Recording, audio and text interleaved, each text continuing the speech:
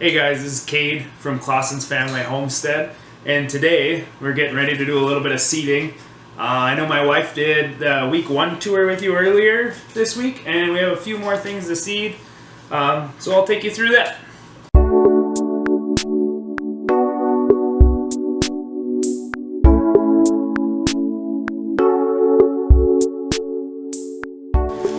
So we have multiple different trays we can seed in. And it's all kind of personal preference what you like to use. We have these 288s, which they're just 288 cells. These 20s, they're just bigger, longer bars that are just 20 slots. And then we have 2s, I guess you could call them, but they're just 2 big openings. So guys, what I would use this for is if I needed 1,000 of one variety of flower, I would just fill it half full of dirt and chuck a ton of seeds in there and let them get nice and big before I transplant them out and go from there. This one is real nice if you have a few varieties that you need 10, 15 of. And this one can either be really nice, you can have 20 different varieties or like 12 different varieties. And they just, I enjoy them. They're real easy to just pop the little plugs out and then transplant them up into a bigger flat. Every morning I get up, take care of Carson of course, and then once I do get out here, I go to my planter. And if I didn't have a planter, I wouldn't have a chance, and the greenhouse wouldn't be able to do what the greenhouse does. There's no way. I keep everything organized by day, know exactly what I'm doing and how much. And then these are some other tools for seeding. This little Pyrex lid I stole from the wife, and don't tell her. Just kidding, she knows, she's behind the camera. And her tweezers. Gosh darn it. The seed is very small on some of these. You can get pelleted seed, it does cost a little more, and some of them are still really small even with pelleted seed. So just take a scissors and cut that a little bit and pop the seed out. And then they come in this little baggie. Oh yeah, these ones are bad. And today we're planting some Nemesia.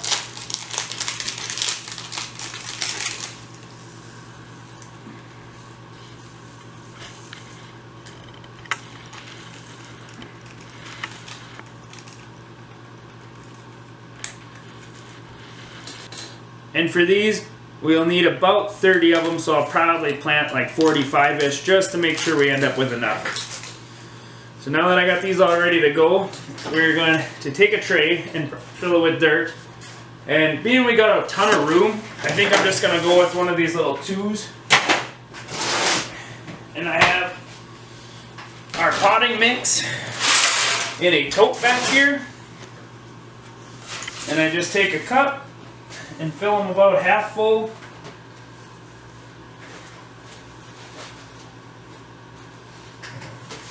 And I'll just fill one right now because these will just split apart.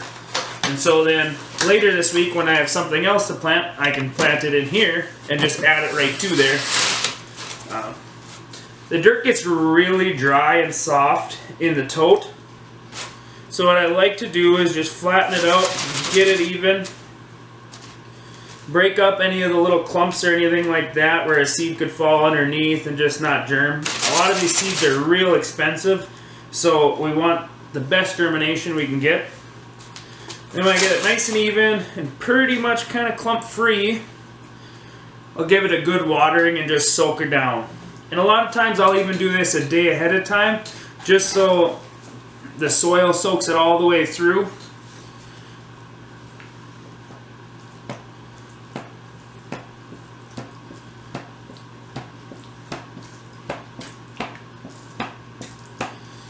And this is kind of silly, but the best thing I've found for doing this watering, a nice even watering, is a peanut butter jar with drilled holes in the lid. And then nothing comes out, but you give it a little squeeze and it comes out of everything like a shower head. It works nice. And then you guys have probably seen the petunias that are just popping up, and they're a lot more fragile than seeds, of course, and some other varieties. But we'll take this little sprayer, give her a couple pumps, and you can adjust how heavy the knot or how heavy the spray is, and then you can just hit it like that. Not something I worry about when I'm seeding, but once they do pop up and germinate, you gotta be real careful not to break them stems off. So now that we got the dirt good and soaked, we'll go ahead and we'll start planting the Nemesia. Of course, in a big tray like this where there's only one thing going in it, we don't have to be very picky. When I am seeding in the 288s and I'm seeding multiple varieties right next to each other, and I want to make sure I don't screw up what the end result is, so somebody doesn't buy the wrong flower and then that isn't what they bought, you know, of course. I do use the tweezers and everything, but being we are using the bigger one, I will probably just sprinkle them in real quick.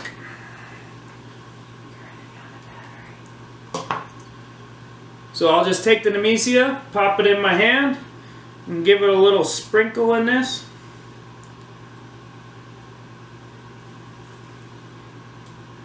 If I see a couple that are really, really close to each other, then I'll spread them out a little bit, but most of the time I can get a pretty good even little spread on them.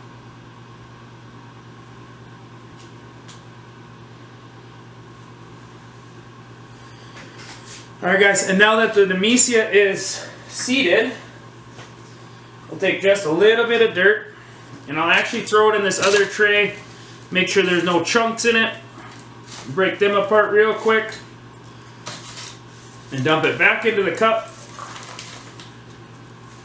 and then sprinkle it over the top, a nice fine layer, less than a 1/4 inch, just enough to be dark.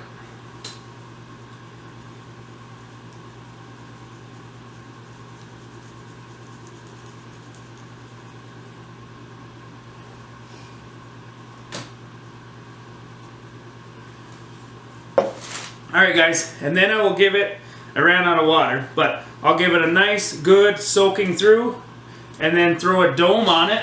I'll check and grab here. And these keep the humidity in and really help your germination rates, and you don't have to water every 5 hours. So it really just helps keep the moisture in and the plant at 1 humidity.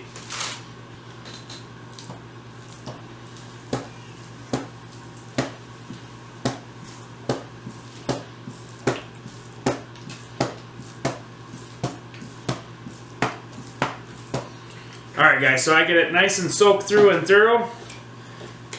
And the last step, cannot forget your tag. That is the worst when you forget what you got in there.